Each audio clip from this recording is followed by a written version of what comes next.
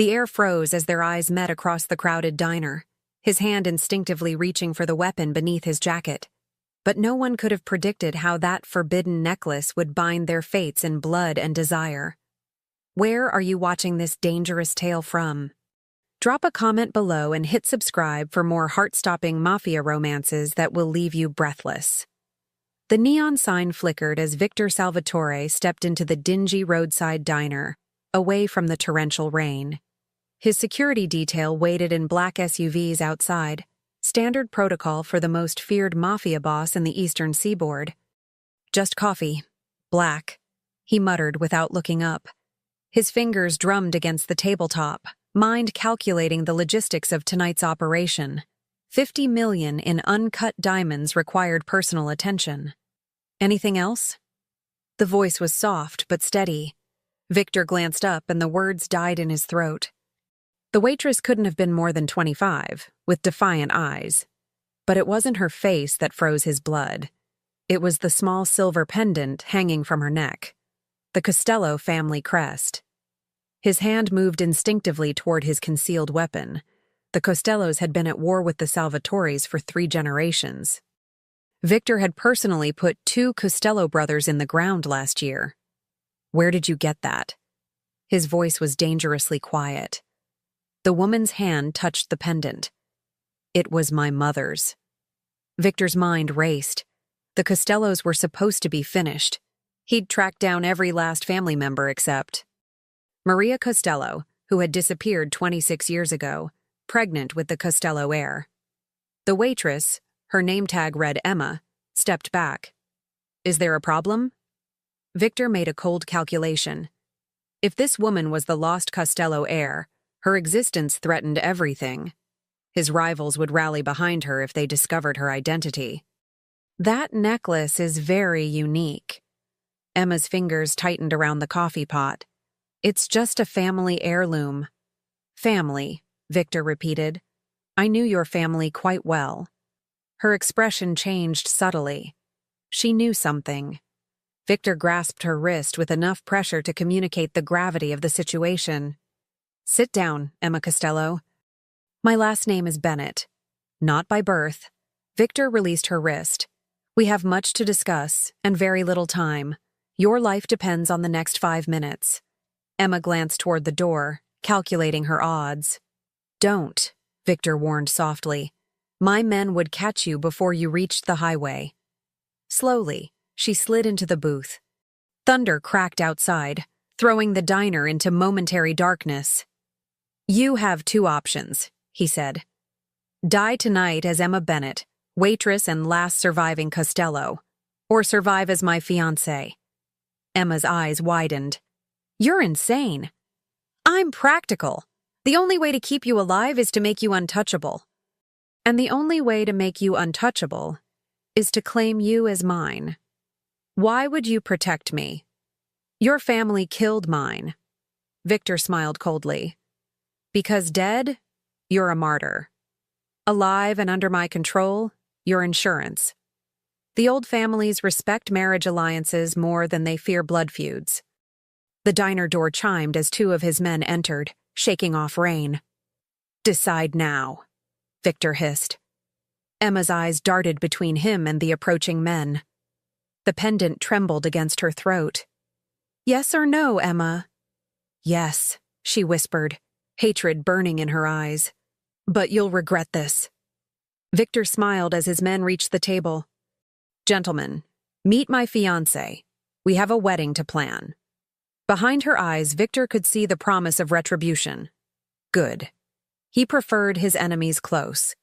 And none had ever been closer than the woman who now wore his engagement ring alongside her family's crest.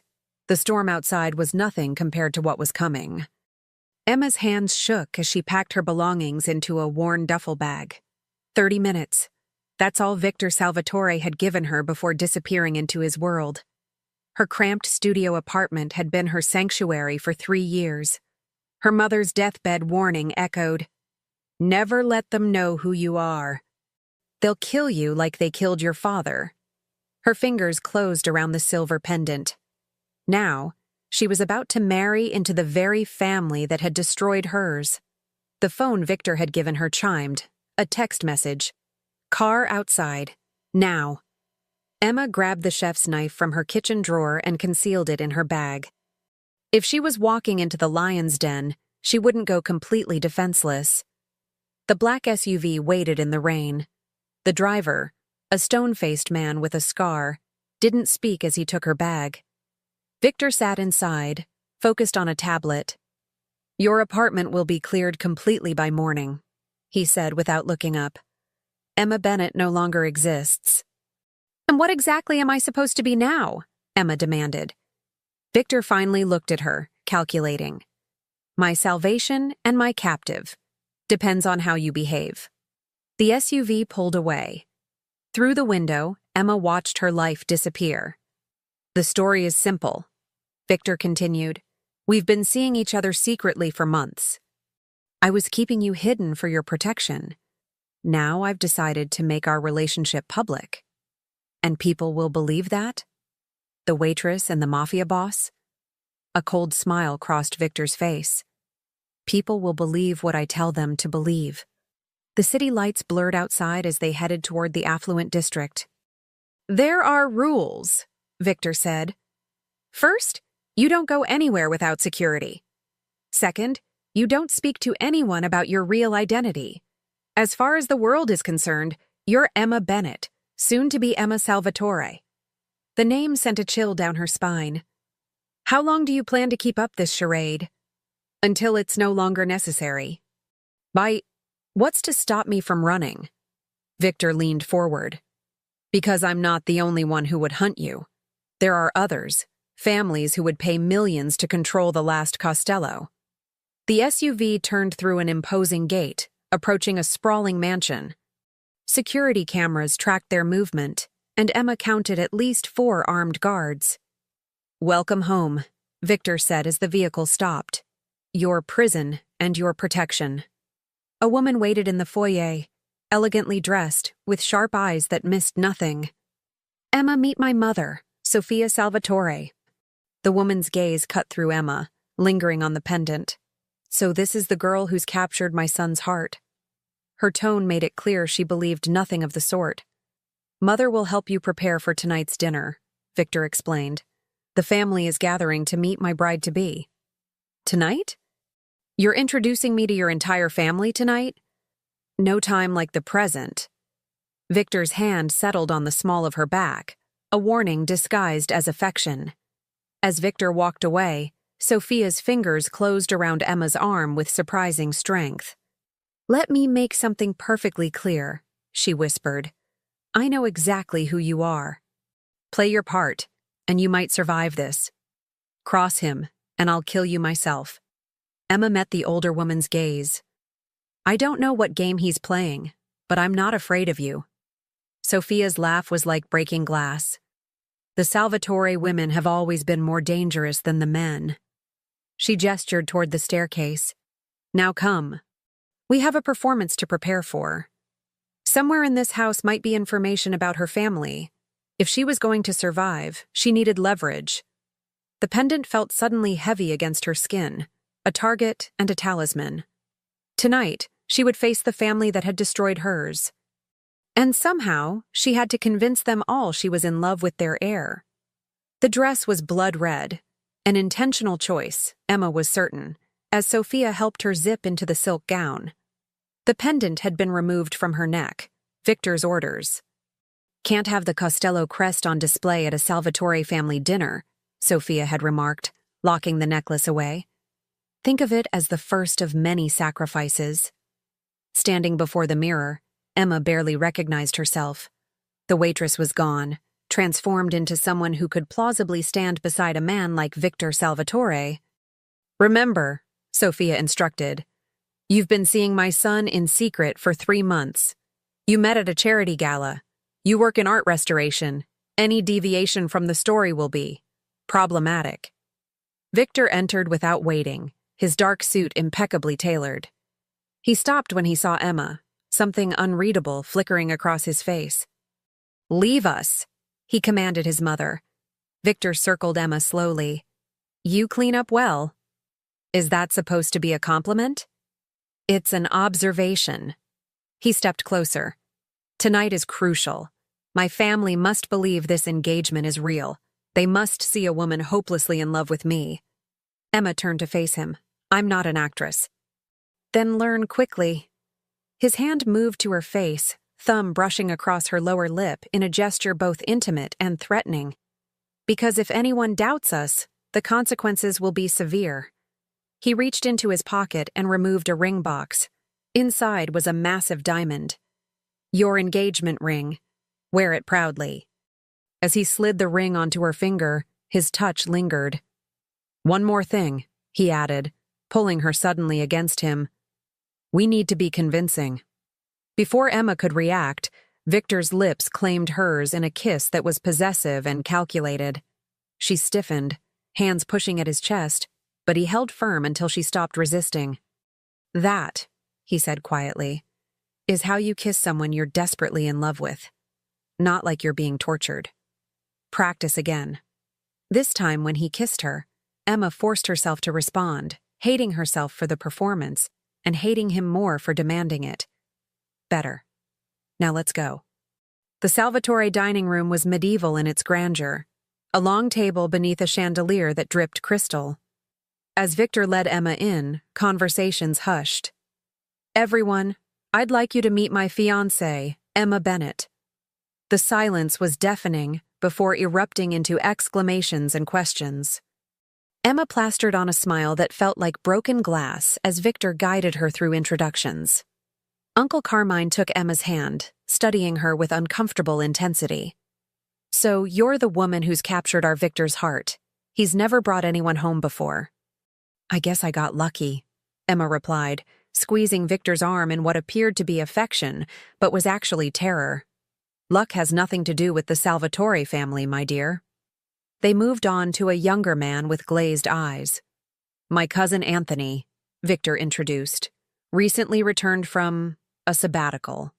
Rehab, Anthony corrected. Third time's the charm. Congratulations on taming the beast. What's your secret? As they took their seats, Emma felt a presence behind her chair. So the prodigal son returns with a bride, came a low voice. How convenient. Victor tensed as he looked up. Marco, I didn't think you'd be joining us. Marco Salvatore, Victor's younger brother, rested his hands on the back of Emma's chair. And miss meeting the woman who's apparently stolen my brother's heart. Marco moved to face Emma. Though I find myself wondering why we've never heard of you before today. We wanted privacy, Victor said smoothly. Marco's eyes never left Emma's. Privacy. Yes, my brother values that above all things. He reached for Emma's hand, examining the ring. Impressive, almost as if he's trying to buy loyalty. Emma pulled her hand away. The only thing your brother has bought me is dinner. My loyalty isn't for sale. Marco laughed. She has fire, Victor. He took his seat, raising his wineglass in a mocking toast. To the happy couple, may your secrets keep you warm at night. During dessert, Anthony, now drunk, leaned toward Emma. That necklace you were wearing earlier, before Victor made you take it off, looked familiar. The table fell silent. Emma's blood turned to ice. What necklace? Marco asked, suddenly alert. Victor's hand found Emma's under the table, squeezing hard. A simple pendant, Victor answered casually. Family heirloom from Emma's mother, nothing significant. Looked like a crest, Anthony persisted, frowning. It's just a decorative design, Emma said. My mother never explained its meaning before she died. The moment passed, but Marco's gaze lingered, thoughtful and dangerous. He had caught the scent of something amiss. As they left the dining room, Emma heard Marco's voice. Sleep well, brother. Keep your new fiancé close. These days, it's hard to know who to trust. Morning light filtered through heavy curtains as Emma woke disoriented. The king-sized bed felt vast around her. She had insisted on sleeping as far from Victor as possible. He was already gone, his side empty and cold. A knock at the door revealed a young woman carrying a breakfast tray. "I'm Lucia, assigned to assist you. Mr. Salvatore asked me to inform you that you have a busy day ahead." Breakfast, then preparation for the press conference at noon. Press conference? To announce your engagement publicly. Lucia moved to the closet, removing a slate blue dress. Mr. Salvatore was quite specific about today's appearance. Emma picked at the breakfast, appetite gone. Where is he now? Handling business. He'll meet you downstairs at 11. Lucia hesitated. If I may offer advice, the family is curious about you. Be careful what you say. Are you warning me about something specific? Lucia's eyes darted to the door. Mr. Marco has been asking questions about your background, your family. He sent people to the diner where you worked. They were thorough. Cold dread spread through Emma's chest. Did they learn anything? I don't know, but Mr. Marco doesn't involve himself unless he suspects something. After Lucia left, Emma assessed her surroundings carefully. Victor's suite was minimalist but luxurious. One wall was dominated by framed photographs, Victor with politicians, businessmen, celebrities. A smaller frame caught her attention, a much younger Victor with an older man who shared his features. His father, she presumed, the man who had ordered the continuation of the feud that had claimed her family. She was examining the photo when Victor entered. "Curious about your enemy?" he asked. Emma replaced the frame carefully. "Know thy enemy, isn't that what they say?" Victor approached, assessing her appearance. "The dress suits you. I'm thrilled you approve of your puppet's strings. Your defiance is refreshing, if pointless." He checked his watch. "We leave in 15 minutes. The press will expect a certain dynamic between us." "You mean they'll expect me to look like I'm in love with you, not being coerced?" "Precisely." Victor stepped closer. "Last night was a dress rehearsal. Today is the performance of your life. Convince me." Emma steeled herself, then reached up to straighten his tie, an intimate gesture. "Is this what you want? The pretense of affection? What I want is for you to value your life enough to make this believable." Their eyes locked in silent battle. Then Emma slid her hand to his face, caressing his jaw. "Like this?" Something flickered in Victor's eyes, surprise at her sudden compliance. "Better. But your eyes still show hatred. I can't change that." "Then don't look at me." The press conference was held in the garden, a picturesque setting for announcing an engagement. A dozen reporters waited, photographers poised to capture the moment. Victor kept Emma close, his arm around her waist. She fixed a smile on her face that she hoped conveyed joy rather than terror. "Mr. Salvatore, is it true you're engaged? Who's the lucky lady?" Victor stepped to the microphone. "Thank you for coming. I've asked you here to introduce the woman who has changed my life. My fiancée, Emma Bennett." Camera flashes erupted as Emma stepped forward, the diamond ring prominently displayed. "How did you meet?" called a reporter. Victor glanced at Emma, commanding her to answer. She leaned toward the microphone. "At a charity auction. I was cataloging the art pieces. Victor outbid everyone for a painting I had admired. He said it reminded him of my eyes." A collective sigh rose from the female reporters. "When's the wedding?" another voice called. "We haven't set a date," Victor replied. "But soon. When you know, you know." He turned to Emma and she initiated a kiss that would photograph well. His lips met hers with practiced ease. As they broke apart, Emma caught sight of Marco at the back of the crowd, his calculating gaze fixed on her. Beside him was a man she hadn't seen before, older, with a thick scar, watching with undisguised suspicion. "One more question," Victor announced, already guiding Emma away. "Miss Bennett, what attracted you to Victor Salvatore?" "His business empire has been rumored to have controversial connections." The question hung dangerously. Emma felt Victor tense beside her. Looking directly at the reporter, Emma forced warmth into her voice.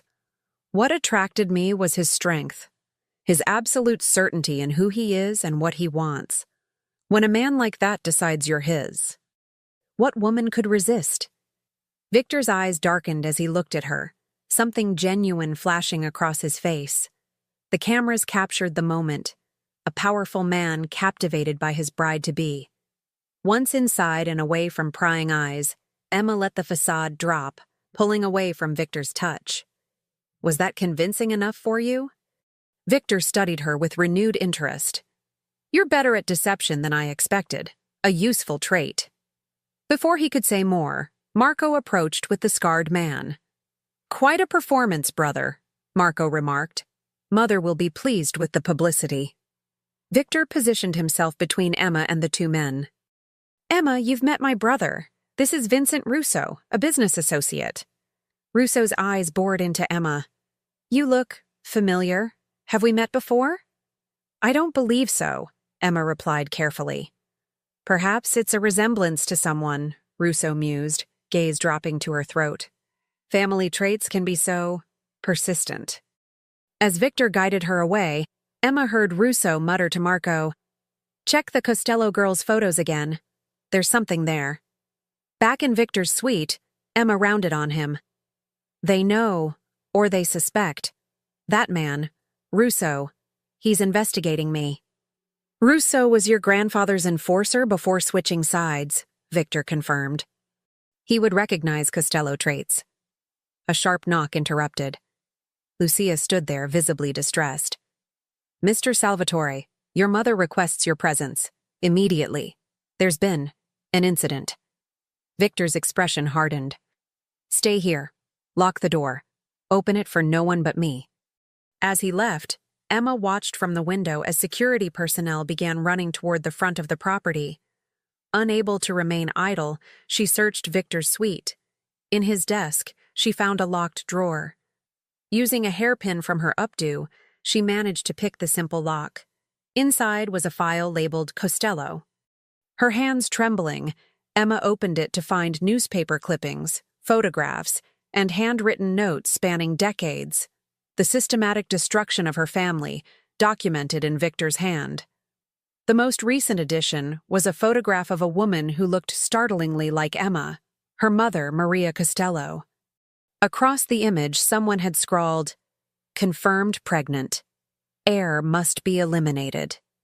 This was the proof.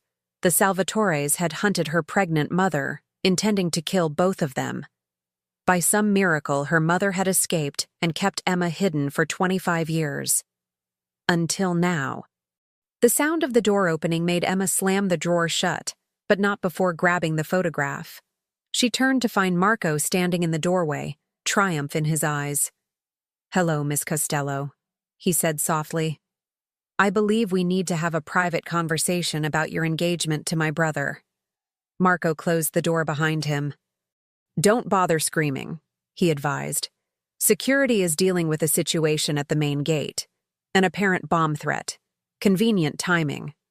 I don't know what you're talking about, Emma managed, though the photograph burned in her pocket. Marco smiled coldly. The pendant was my first clue, identical to the Costello crest.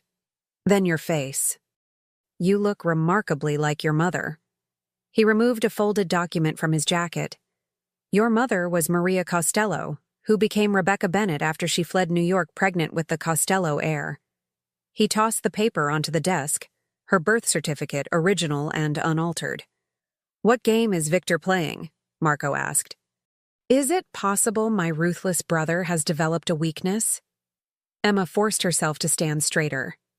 If you're so convinced I'm a threat, why not kill me yourself? Because you're more valuable to me alive than dead. You're the key to something I've wanted for a very long time. Understanding dawned. You want to use me against Victor. To take control of the family.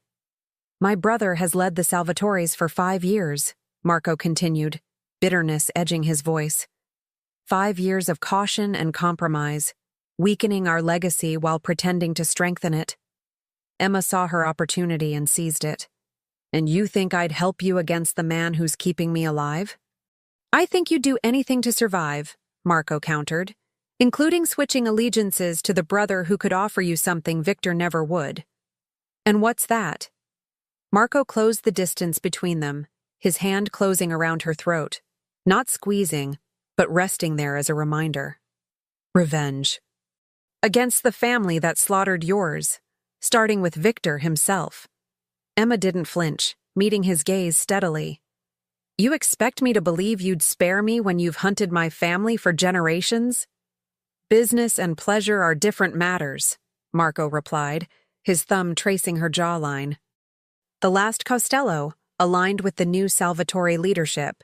It sends a powerful message. Emma's hand moved imperceptibly toward the letter opener on the desk.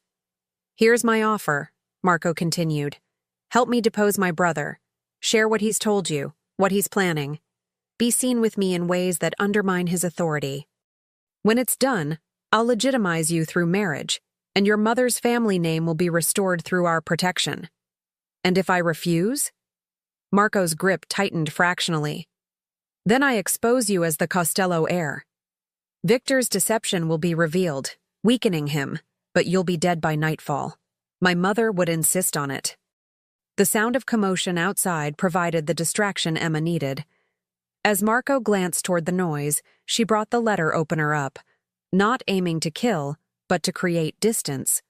The blade sliced across his forearm as he jerked back.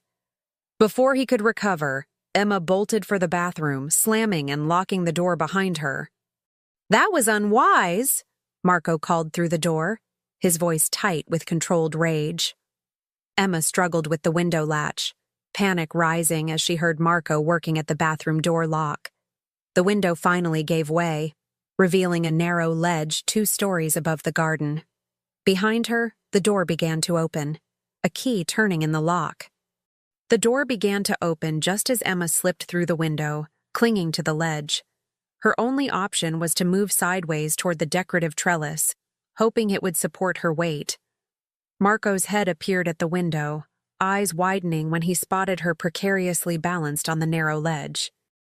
Don't be foolish, he called, making no move to follow her. There's nowhere to go.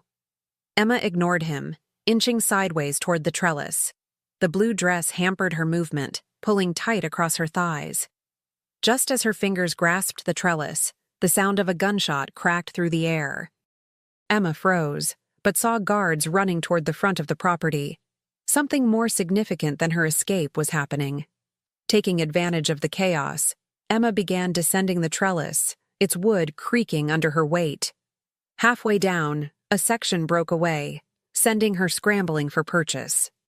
She managed to grab another crossbeam, but not before the splintered wood tore through her palms. Gritting her teeth against the pain, she continued downward, finally dropping to land behind a row of hedges. The dress was torn and dirty, her hands bleeding, but she was out. Keeping low, Emma navigated through the gardens, heading away from the commotion. If she could reach the perimeter wall, there might be a way through.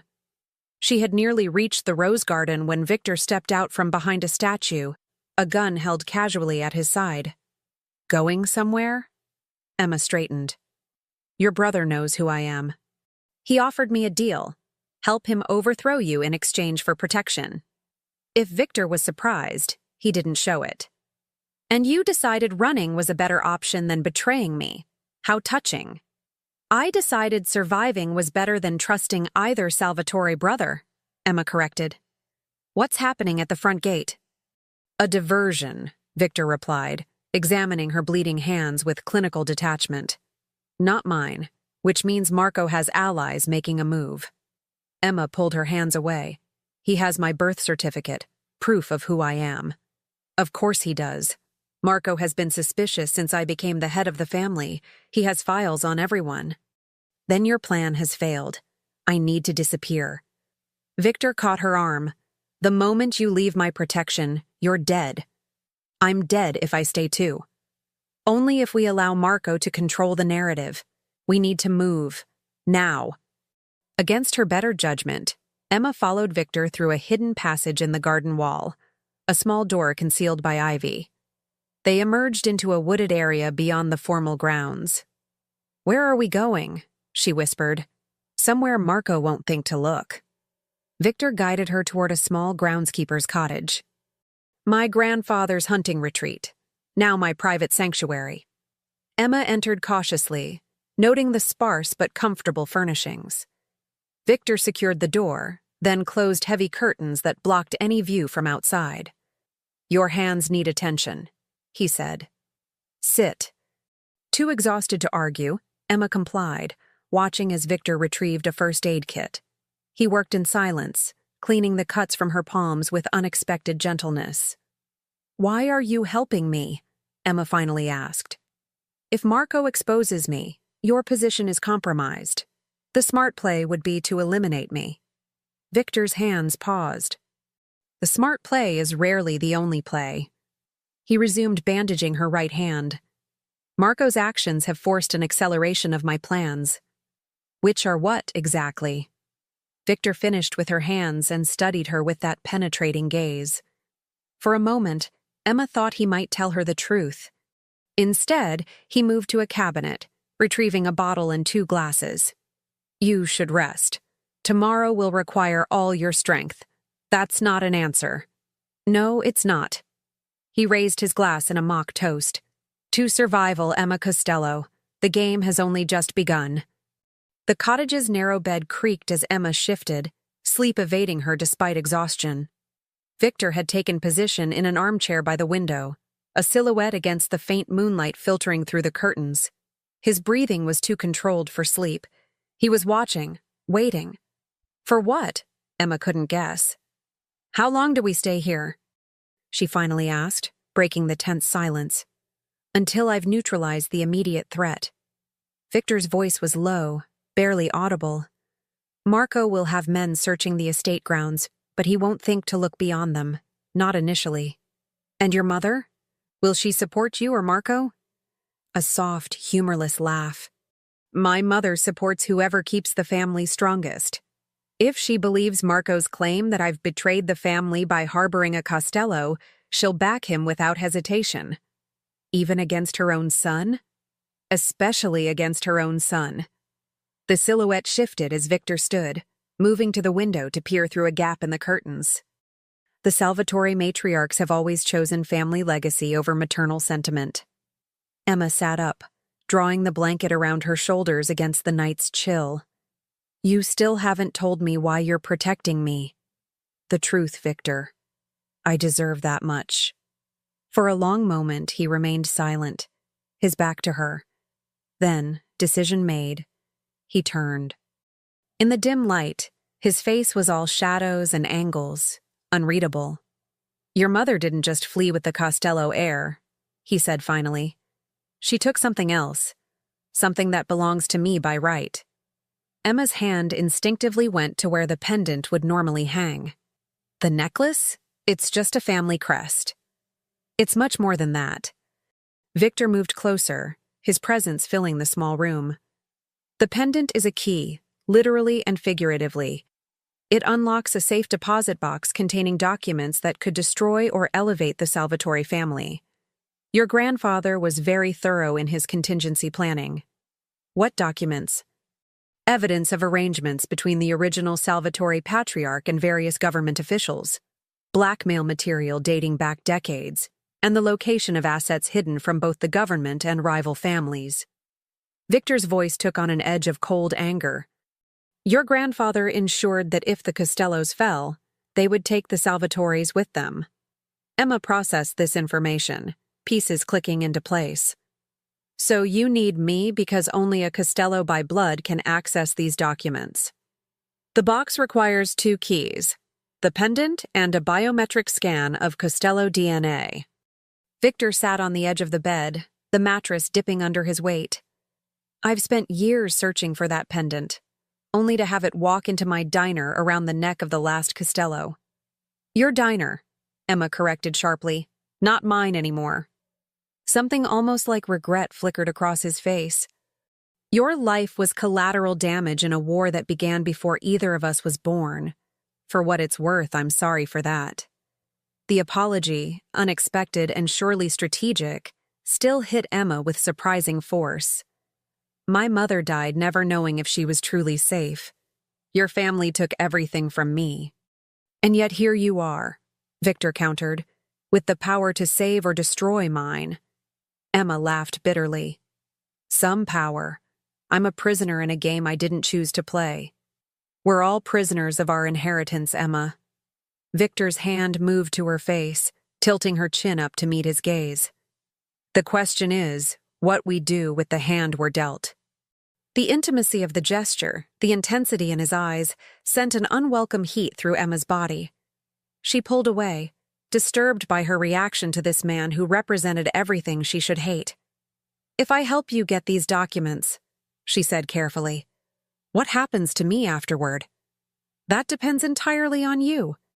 Victor stood again, creating distance between them. You could disappear with a new identity and enough money to never work again. Or you could stay, as my wife, not just in name. The proposition hung in the air between them, as dangerous as it was unexpected. Before Emma could respond, a sound outside froze them both, the distinctive crunch of footsteps on the gravel path. Victor moved with silent efficiency, retrieving his gun and gesturing for Emma to stay down. He positioned himself beside the door, weapon ready. The footsteps paused outside. Then came a soft, distinct pattern of knocks, 3 quick, 2 slow. Victor's posture relaxed fractionally. He moved to open the door, keeping his body between Emma and the entrance. Lucia stood there, face pale with tension. Mr. Salvatore, I came as quickly as I could. Mr. Marco has men searching the entire property. They found blood on the trellis.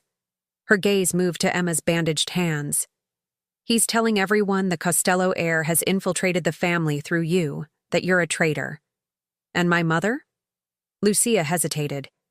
She's reserving judgment. She wants to see you both alone. She says she knows about the pendant. Victor cursed under his breath. How did you find us? Mrs. Salvatore told me to check here. She said it's where you always hid as a child when your father was angry. Emma watched the flicker of surprise cross Victor's face. His mother had known his hiding place all along. If my mother knows, then Marco may already know as well. Victor made a quick decision. Lucia, return to the house. Tell my mother we'll meet her in 1 hour at the East Gate boathouse. No one else. After Lucia departed, Victor began gathering essentials from around the cottage. Cash, a burner phone, a small black case from beneath a floorboard. We can't trust her, Emma warned, even if she is your mother. Trust has nothing to do with it. Victor tossed Emma a dark jacket. Put this on. We need to move. To the boathouse? In the opposite direction. The boathouse meeting is a test. If Marco's men are waiting there, we'll know my mother has chosen her side. Victor checked his weapon before tucking it into his holster. And if that's the case, we'll need to get out of the city tonight. As they slipped out of the cottage into the darkness, Emma realized with grim clarity that her fate was now inexorably bound to Victor's. Whether that meant survival or destruction remained to be seen. What disturbed her most was the growing uncertainty about which outcome she truly wanted. The rain had started again, a fine mist that clung to Emma's skin as they moved through the woods bordering the Salvatore estate. Victor navigated with the confidence of someone who had mapped escape routes long ago, leading them toward what he described only as contingency transportation. Your entire life is contingency plans, isn't it? Emma whispered as they paused behind a large oak, listening for pursuers. In my position, failure to plan is planning to fail, Victor replied, his eyes scanning the darkness. Usually fatally. The woods gave way to a narrow service road where a nondescript sedan waited, partially hidden by overgrown shrubbery. Victor retrieved a key from a magnetic box hidden beneath the wheel well. Marco will have men watching the main roads, Emma said as they got into the car. Won't they be looking for vehicles leaving the area? They'll be looking for my cars, my drivers. Victor started the engine, keeping the headlights off as he pulled onto the road. This belongs to the gardener who maintains the east grounds. He won't report it missing until morning. The sedan moved quietly through the night, taking back roads away from the city center. Emma watched Victor's profile, illuminated intermittently by passing streetlights. The hard lines of his face revealed nothing of his thoughts. Where are we going? A safe house in the warehouse district. Owned through a shell corporation Marco doesn't know about. Victor's hands were steady on the wheel, his movements precise. We'll regroup there, make contact with allies.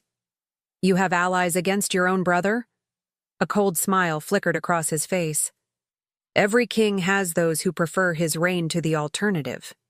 They drove in silence after that, the city gradually transforming around them from affluent neighborhoods to industrial zones. The warehouse district loomed ahead, a maze of concrete and metal structures, most abandoned after manufacturing had moved overseas. Victor pulled the car into an alley between two massive buildings, cutting the engine. From here, we walk, 2 blocks east. The safe house turned out to be the upper floor of what had once been a textile factory, accessed through a freight elevator that groaned ominously as it carried them upward. The space inside was surprisingly comfortable, Spartan but well-equipped with modern furnishings, security monitors, and what appeared to be a fully stocked arsenal locked behind reinforced glass. "Welcome to Purgatory," Victor said, securing the heavy steel door behind them. "That's what my father called this place.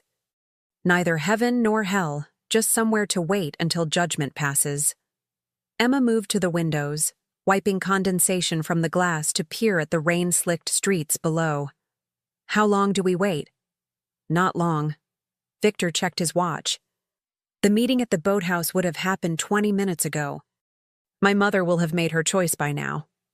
As if on cue, the burner phone in Victor's pocket vibrated. He answered without speaking, listening intently before hanging up. "Well?" Emma asked, tension coiling in her stomach. "Marco's men were at the boathouse, armed. My mother wasn't there. She sent her personal guard instead. So she sided with Marco." "Not necessarily." Victor moved to a cabinet, retrieving a bottle of scotch and 2 glasses. "She's playing both sides, waiting to see which horse takes the lead." He poured 2 fingers of amber liquid into each glass, offering one to Emma. "A Salvatore family tradition. We drink to survival on nights when death comes close enough to touch." Emma accepted the glass but didn't drink. "You seem awfully calm for someone whose family is trying to kill him." "This isn't the first time." Victor tossed back his scotch in one smooth motion. "When I took control 5 years ago, there were 3 attempts on my life in the first month. Family business can be competitive. Is that what this is to you? Business? What else would it be? I don't know." Emma set down her untouched glass. "Maybe personal? Your brother clearly hates you. Your mother is willing to sacrifice you. That goes beyond business." Victor's expression hardened. "In my world, there is no separation. Family is business. Business is blood. And what am I in this equation? Business or blood?" The question hung between them, charged with unspoken implications. Victor moved closer, close enough that Emma could feel the heat radiating from his body. "You, Emma Costello," he said quietly, "are the wild card no one anticipated, not even me." His proximity was unsettling, triggering contradictory impulses to flee and to draw closer. Emma stood her ground, refusing to show weakness. "You still need me for the safe deposit box," she reminded him. "That's the only reason I'm still alive." "Is it?" His eyes searched hers, looking for something beyond her defiance. "Marco offered you a similar deal, yet you chose to run rather than betray me. Why?" "I told you, I don't trust either of you. And yet here you are, following me into the darkness instead of taking your chances elsewhere." Victor's hand rose to brush a strand of damp hair from her face, the gesture unexpectedly gentle. "Perhaps there's another explanation." Emma caught his wrist, intending to push his hand away, but found herself holding it instead. "Don't mistake pragmatism for something it's not." "I never mistake anything," Victor murmured, his gaze dropping to her lips. especially not the way you respond when I touch you." The tension between them shifted, transformed into something equally dangerous, but infinitely more complex. Emma knew she should step back, maintain the barrier between captor and captive. Instead, she found herself swaying slightly forward, drawn by a gravity she couldn't explain. The moment shattered as security monitors flickered to life, showing multiple vehicles approaching the building. Victor moved instantly to the screens, all trace of the intimate moment erased from his demeanor. 3 SUVs. Marco's security detail uses that model. He pressed a button that activated additional camera feeds. "They've found us." "How?" Emma asked, heart pounding. "You said Marco didn't know about this place." "He didn't." Victor's expression darkened with realization. "Which means we have a traitor in our midst." The burner phone rang again. This time, Victor put it on speaker. "I have to admit, brother, I'm impressed." Marco's voice filled the room, smug and calculating. "You've managed to stay one step ahead so far, but that ends now." "How did you find us, Marco?" A laugh crackled through the speaker. "Your little maid, Lucia. So loyal to you, until we found her brother in that gambling hole in Chinatown. Amazing how quickly loyalty shifts when family is at stake. Something you're learning firsthand, I imagine." Emma watched as Victor's knuckles whitened around the phone. "What do you want?" "The same thing I've always wanted. What's rightfully mine?" Marco's voice hardened. "The Costello girl and the pendant. Give me both, and you might still have a place in the family. Under my leadership, of course." "And if I refuse?" "Then my men will storm that building, and I'll take what I want anyway." "You have 5 minutes to decide, brother." The line went dead. Victor immediately moved to the arsenal, unlocking it with a code and selecting weapons with practiced efficiency. "We need to go, now," he said, handing Emma a small handgun. "There's a tunnel access in the storage room. It leads to the river." Emma took the gun, the weight unfamiliar in her hand. "You're not considering his offer?" Victor checked his own weapon, face grim. "Marco has no intention of letting either of us live, regardless of what I choose. The moment he has you and the pendant, we're both expendable. So we run. For now." Victor's eyes met hers, burning with an intensity that sent a shiver down her spine. "But understand this, Emma. I will reclaim what's mine. My family, my position, my legacy. And Marco will pay for his betrayal in blood." The raw power in his voice should have terrified her. Instead, Emma felt a disturbing thrill of alignment with his determination. In that moment, facing death together had created a bond that transcended their history as enemies. "Then let's make sure we live long enough for your revenge," she said, following him toward the escape route as the sound of men breaching the building echoed from below. The tunnel beneath the warehouse was a relic of prohibition, narrow, damp, and smelling of the river that waited at its end. Victor led the way with a small tactical flashlight, the beam casting long shadows that seemed to reach for them with ghostly fingers. "How much further?" Emma whispered, the gun clutched tightly in her hand, her injured palms stinging beneath the bandages. "Another 100 yards. Victor's voice was barely audible over the distant sound of water. "When we reach the river, there's a maintenance ladder that leads to a dock. I have a boat moored there." Behind them came the muffled echo of an explosion, Marco's men blasting through to the tunnel. The sound spurred them forward, jogging now despite the slippery ground. "They're gaining," Emma warned, glancing back to see faint lights bobbing in the darkness. Victor grabbed her arm, pulling her into a small alcove barely visible in the tunnel wall. "Alternative route," he explained, sliding aside what appeared to be solid brick to reveal a secondary passage. "The original tunnel was compromised years ago. I had this added as a contingency." They slipped through the opening, Victor securing it behind them. This new tunnel was even narrower, forcing them to move single file, bent at the waist. "Your family really embraced the whole cloak and dagger lifestyle, didn't they?" Emma muttered, trying to mask her fear with sarcasm. My grandfather survived the actual Prohibition era, Victor replied. He learned the value of escape routes and hidden doors the hard way. The passage gradually sloped upward, eventually ending at a rusted metal door. Victor pushed it open cautiously, revealing not the river dock Emma had expected, but the back room of what appeared to be a functioning bar. The sounds of music and laughter filtered through the walls. Change of plans, Victor said, closing the door behind them. Marco will have men watching the dock by now. He moved to a locker in the corner, retrieving 2 coats and a baseball cap. Put this on. We're going to walk out the front door. Emma donned the oversized coat, tucking her hair beneath the cap. Won't his men be watching this place too? This establishment operates under special protection. No one enters with weapons or conducts business without permission from the owner. And who's the owner? Victor's mouth curved in a rare, genuine smile. You're looking at him. The bar beyond the storage room was packed with Friday night revelers, the air thick with smoke and the smell of spilled beer.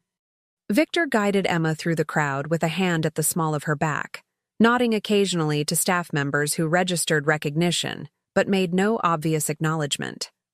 They had nearly reached the exit when Emma spotted a familiar face at the bar, one of Marco's security men, nursing a drink while scanning the crowd. She squeezed Victor's arm in warning. Without breaking stride, Victor pulled her into an intimate embrace, his back to the threat, shielding her face from view.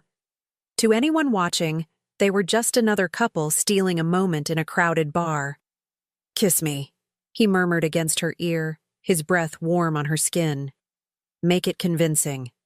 Emma hesitated only a fraction of a second before rising on tiptoes to press her lips against his. Unlike the performative kisses they had shared for his family and the press, this one served a purpose they both understood: survival. Yet something else flared between them, a heat that transcended the necessity of the moment. Victor's hand tangled in her hair, dislodging the cap as he deepened the kiss. Emma's body responded of its own accord, molding against him, her fingers gripping the lapels of his coat. When they finally broke apart, breathless and disoriented, the guard had moved to the other side of the room, attention diverted elsewhere. "Let's go," Victor said, his voice rougher than before. He retrieved the fallen cap, helping Emma secure it again before leading her toward the exit.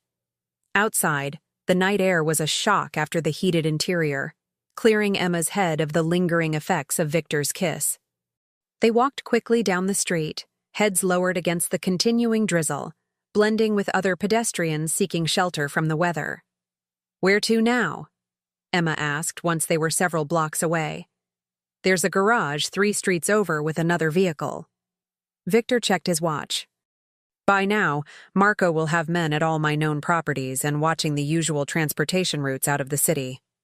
So we need to do something unexpected." Victor glanced at her with something like approval. "Exactly."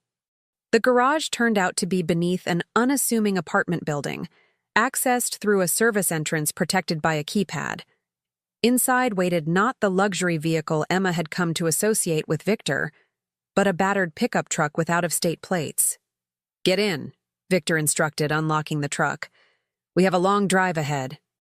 As they pulled out of the garage, Emma noticed Victor taking a circuitous route through back streets, doubling back occasionally to ensure they weren't followed. "Are you going to tell me where we're headed?" "Upstate," Victor replied, eyes constantly checking the rearview mirror.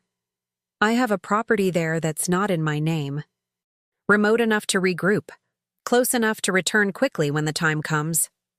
"When the time comes for what?" "To reclaim what's mine." Victor's expression was resolute, carved from stone. "Marco has made his move. Now I make mine." Emma studied his profile, illuminated by passing streetlights. "Why am I really here, Victor? You could have gotten the pendant without bringing me along. You could have forced me to access the safe deposit box already." For a long moment he was silent, guiding the truck onto the highway heading north. When he finally spoke, his voice was quiet but certain. "Because in chess, the most valuable piece is often the one your opponent never sees coming." His eyes met hers briefly. Marco expects me to use you as a tool. He doesn't expect you to be an ally. And am I your ally? That, Emma Costello, is entirely up to you. Victor's hand moved from the gear shift to cover hers, the gesture both possessive and questioning. But I think you've already made your choice. Every time you've had the opportunity to betray me, you've chosen not to. Emma didn't pull her hand away, unsettled by the truth in his words. Maybe I'm just waiting for the right moment. Or maybe you've recognized that we want the same thing. And what's that? Freedom, Victor said simply. From the legacies we didn't choose, from the blood debts we didn't incur. The words resonated uncomfortably in Emma's chest, striking a chord she hadn't known existed. She had spent her entire life running from a family history that had claimed her before she was even born. Perhaps Victor, in his own way, was doing the same, trying to reshape a legacy of violence into something he could control. As the city lights faded behind them, replaced by the darkness of open countryside, Emma felt the weight of a decision forming. Not just about Victor, or the pendant, or even her survival, but about who she would choose to be when this was over. Emma Bennett or Emma Costello, or perhaps someone entirely new, forged in the crucible of this ordeal. The rain had stopped by the time they turned onto a gravel road leading deep into the woods. Victor drove with the confidence of familiarity, navigating the twisting path until a cabin appeared, its dark silhouette barely visible among the trees. "Home for the moment," Victor said, parking beside the structure. As Emma stepped from the truck, the night air crisp with the scent of pine and approaching dawn, she felt a strange sense of crossing a threshold. Whatever happened next would determine not just her future, but the future of the man beside her. The man who should have been her sworn enemy, but who had become something far more complicated. The pendant that had started everything was still in Victor's possession, a physical reminder of what bound them together. But Emma was beginning to realize that something stronger than a silver necklace now linked their fates, something neither of them had anticipated when they first locked eyes across a diner counter. Something that might save them both, or destroy them utterly. The cabin was rustic but well-appointed, clearly designed as a retreat rather than merely a safe house. Victor moved through it with practiced efficiency, checking security systems and sightlines while Emma took in her surroundings. The stone fireplace, the comfortable furniture, the wall of windows overlooking a small lake now silvered with pre-dawn light. "My father brought me here to teach me to hunt," Victor explained, setting down his weapon and shrugging off his coat. It was the only place he ever seemed at peace. Emma was struck by the note of vulnerability in his voice, a crack in the armor he wore so seamlessly. Hard to imagine a Salvatore at peace. "We're not born monsters, Emma." Victor moved to the fireplace, arranging logs with methodical precision. "We become what our circumstances demand. Is that how you justify it? The violence, the destruction of families like mine?" Victor struck a match, the small flame illuminating the harsh planes of his face. "I don't justify it. I survive it. And when possible, I change it." As the fire caught, spreading warmth through the cabin, Victor retrieved a satellite phone from a hidden compartment beneath the floorboard. "I need to contact my allies, assess the situation back in the city." Emma nodded, suddenly aware of her exhaustion, the adrenaline of their escape finally fading. She sank onto the sofa, watching as Victor made a series of calls, his voice too low for her to hear the specifics. When he finished, his expression was grim but determined. "Marco has seized control of the main estate and frozen all accessible accounts. He's telling the family and our business associates that I've betrayed our interests by aligning with a Costello." "But that's exactly what you did," Emma pointed out, "just not for the reasons he thinks." Victor crossed to a cabinet, removing the pendant from around his neck and placing it on the coffee table between them. The silver gleamed in the firelight, the Costello crest a stark reminder of all that had brought them to this moment. "Tomorrow, we go to the safe deposit box," he said, eyes fixed on the pendant. "The documents inside will either secure my position or destroy it entirely. And then what? Emma asked, the question that had been haunting her finally given voice. What happens to me once you have what you need? Victor looked up, meeting her gaze with an intensity that stole her breath. That depends on what you want, Emma. What I want, she laughed bitterly. What I want is my life back. The one your family stole from me 26 years ago. I can't give you that. Victor moved to sit beside her, close enough that their shoulders almost touched. But I can offer you a different life, one where you're no longer hiding, no longer running. As your wife? Your puppet queen in the Salvatore Empire? Victor shook his head, a hint of genuine amusement in his eyes. You've proven rather definitively that you'd make a terrible puppet. No. What I'm offering is a partnership. Partnership? The word hung between them, laden with implications Emma wasn't sure she was ready to confront. The Costello name still carries weight among the old families, Victor explained. Combined with Salvatore influence, we could reshape the entire power structure. End the cycle of violence that's defined both our lives.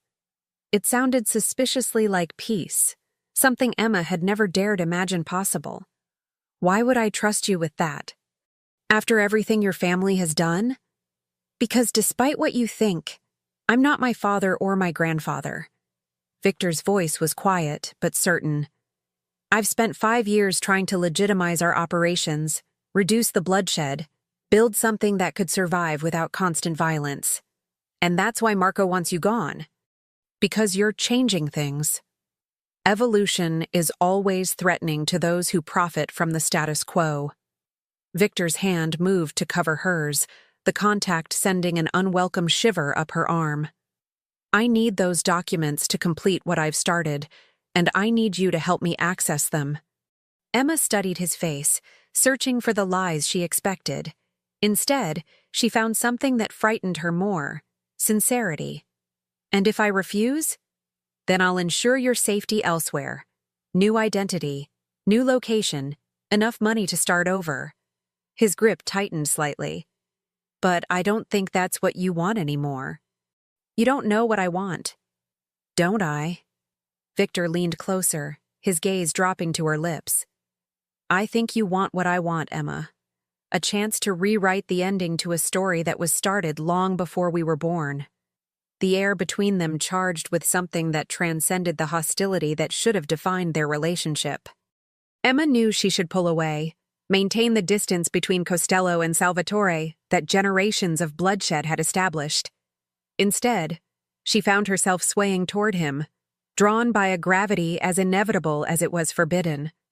This time, when his lips met hers, there was no audience to perform for, no enemy to hide from. Just the undeniable truth that somewhere in the chaos of the past 48 hours, captor and captive had become something neither could have anticipated. His hands framed her face with unexpected gentleness, the kiss deepening as Emma responded, her resistance crumbling beneath the weight of emotions she couldn't name. When they finally broke apart, both breathless and disoriented, the world had shifted on its axis. This changes nothing, Emma whispered, even as her hands remained clutched in the fabric of his shirt. It changes everything, Victor countered, tucking a strand of hair behind her ear. And you know it. Before she could respond, the satellite phone rang, shattering the moment. Victor answered it, his expression immediately hardening as he listened to the caller. When? He demanded, standing abruptly. How many? Another pause. No? Maintain position. I'll handle it. He hung up, already moving toward his discarded weapon. What's happened?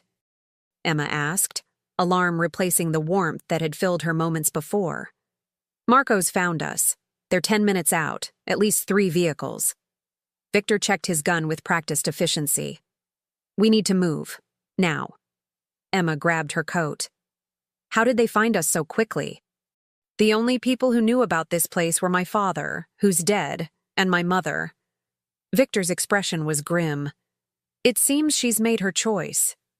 They hurried outside to the truck, but Victor bypassed it, leading Emma instead toward a path that disappeared into the dense woods behind the cabin. The truck will be the first place they look, he explained, retrieving a backpack hidden beneath the cabin's porch. There's an old hunting blind half a mile in, well concealed. We can wait them out there. They moved swiftly through the trees, the first light of dawn filtering through the canopy above. Emma struggled to keep pace with Victor, her city-bred instincts ill-suited to navigating the wilderness. Behind them came the distant sound of vehicles approaching the cabin. "Almost there," Victor murmured, helping her over a fallen log. Just beyond that ridge. The hunting blind was little more than a weathered wooden structure elevated among the branches of a massive oak, but it offered both concealment and a view of the path they had traveled. Victor helped Emma climb the narrow ladder, then followed, pulling it up behind them to eliminate any trace of their presence. Through a small window, they watched as Marco's men swarmed the cabin, weapons drawn. Marco himself emerged from a black SUV, directing the search with cold efficiency. Even from this distance, his fury was palpable in every sharp gesture. "He's desperate," Victor observed quietly. "He knows if I reach those documents before he finds us, his coup is finished." Emma huddled closer to Victor for warmth, the morning air still carrying the chill of night. "What's the plan? We can't stay here forever. We wait until they move to the secondary search areas, then circle back to the road. I have another vehicle hidden 2 miles east." Victor checked his watch. "With luck, we can reach the bank by noon." The intimacy of their shared space, the whispered words, the constant threat of discovery. It all created a strange bubble where nothing existed but the two of them and their unlikely alliance. Emma found herself studying Victor's profile, wondering how the man who should have been her greatest enemy had become her only hope for survival. More than that, how he had become someone she was starting to trust. The sound of approaching footsteps silenced them both. Below, 2 of Marco's men passed directly beneath their hiding place, scanning the forest floor for tracks. "Spread out," one ordered. "The boss wants them found before noon. Alive if possible, but he'll take dead if necessary." As the men moved deeper into the woods, Emma released the breath she'd been holding. Victor's arm tightened around her shoulders in silent reassurance. They remained frozen for nearly an hour, watching as the search gradually shifted away from their location. Finally, Victor signaled it was time to move. They descended carefully, every sound magnified by the tension coursing through them. The journey through the forest was torturous, each step measured, each breath controlled. Twice they were forced to hide as search parties passed nearby. By the time they reached the concealed vehicle, an ancient Land Rover hidden beneath a camouflage tarp, Emma's nerves were stretched to breaking point. Victor drove with focused intensity, taking back roads to avoid potential checkpoints. Neither spoke much, the weight of what awaited them at the bank hanging between them. "What if the documents aren't what you expect?" Emma finally asked as they approached the city limits. "What if they destroy your family completely?" "Then I rebuild from the ashes." Victor's knuckles whitened on the steering wheel. "But first, I deal with Marco."